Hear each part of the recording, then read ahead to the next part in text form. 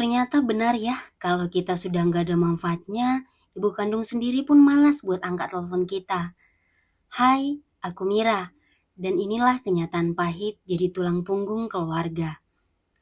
Aku anak kedua dari 4 bersaudara. Kami datang dari keluarga yang broken home. Kakakku laki-laki hidupnya jauh lebih baik dari aku. Tapi nggak pernah bantu keuangan keluarga. Lucunya, di luar sana dia sering bilang kalau dia rutin kasih bulanan buat mama dan adik-adik. Padahal kenyataannya nggak pernah. Akhirnya semua beban jatuh ke aku. Adikku yang masih SD, full aku yang biayain.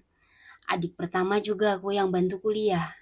Bahkan tabunganku sendiri, aku korbankan buat biaya sidang dan wisudanya. Aku rela asal dia bisa lulus dan punya masa depan yang lebih baik.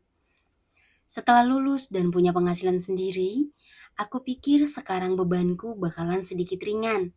Tapi ternyata aku salah. Adikku bilang ke aku gak mau jadi sandwich generation kayak kakak. Dek, rasanya sakit banget. Padahal dulu setiap dia butuh uang, aku selalu kasih. Butuh tugas, butuh bantuan, aku selalu ada.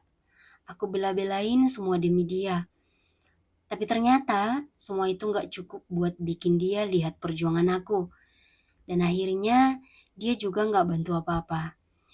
Jadi di keluarga ini tetap cuma aku yang nanggung semuanya. Mama pun nelpon aku kalau ada butuhnya aja. Sampai waktu aku kena PHK, 2 bulan sebelum dapat kerja, aku lagi suntuk dan cuma pengen curhat ke mama. Aku telepon rumah. Adikku manggil mama. Mungkin dikira aku mau ngobrol sama beliau. Dan aku gak sengaja dengar mama bilang begini. Pelan, tapi aku bisa mendengarnya. Enggak, kamu aja yang ngobrol sana.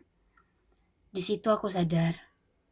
Oh ternyata kalau kita gak ada manfaatnya, kita gak dianggap ya. Sekarang aku masih terus berjalan sendiri. Capek, ya capek banget. Tapi lebih capek lagi jadi orang yang selalu diandalkan, tapi gak pernah diperdulikan.